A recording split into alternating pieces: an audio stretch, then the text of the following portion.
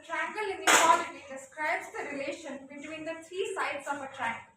According to triangle inequality, if we find out the sum of any two sides of the triangle, it will always come out to be greater than the third side. So using this model, today I'll be explaining the concept of triangle inequality. So I'll move the straws and you can see that they don't touch, means a triangle is not formed. This is because I have taken a triangle of measure 10 centimeter, 8 centimeter and 18 centimeter.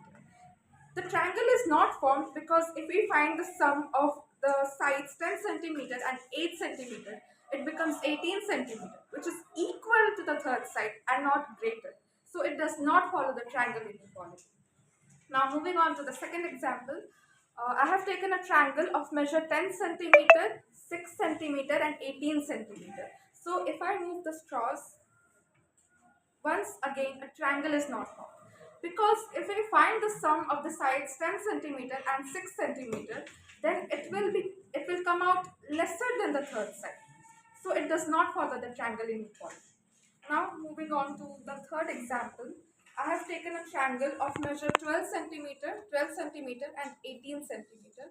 So if I try to form a triangle, it forms a triangle. This is because it follows the triangle inequality. If we try to find the sum of any two sides, it will always come out to be greater than the third side. For example, you can find the sum of 12 and 12, it is 24, which is greater than the third side, 18 centimeter. If you find the sum of 18 centimeter and 12 centimeter, it is 30 centimeter, which is greater than the third side.